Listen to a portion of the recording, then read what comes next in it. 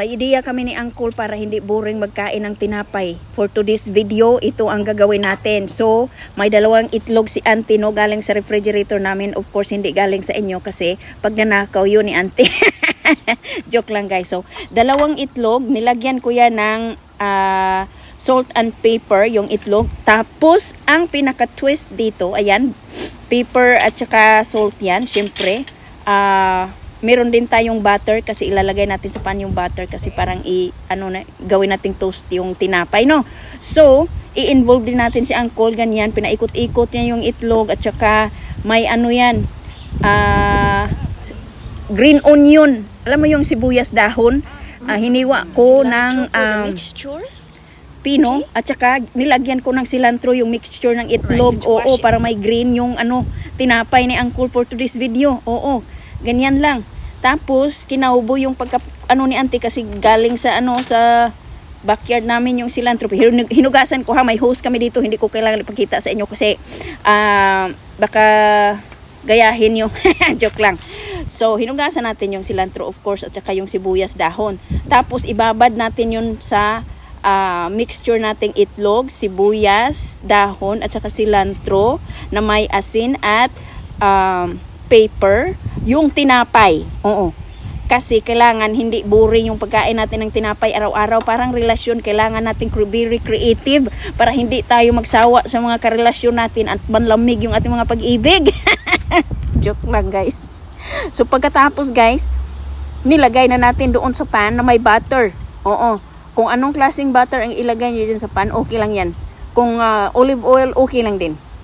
Kung mga may health issues kayo, lagyan ng mantika ng baboy.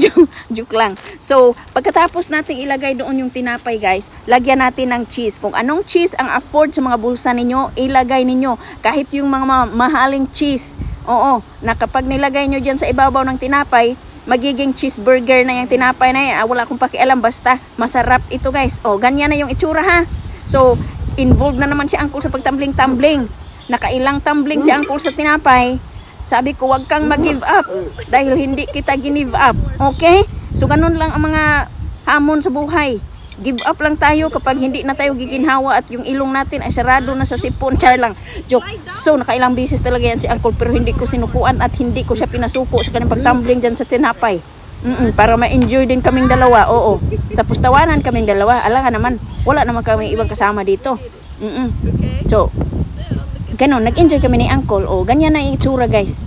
Okay? So, promise ko sa inyo masarap ito. Ang twist dito is, pwede siyang, para siyang garlic bread. Pero nga, hindi naman garlic ito at sibuyas at cilantro lang.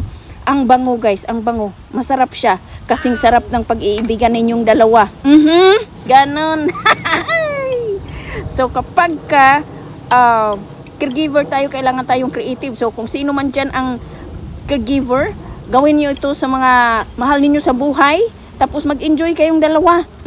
Kasi kung nag-enjoy kayo sa ginagawa niyo, madali ang buhay sa araw-araw. Pero kung hindi kayo nag-enjoy sa mga ginagawa ninyo, hindi kayo magiging creative. Talagang iba ang pakiramdam.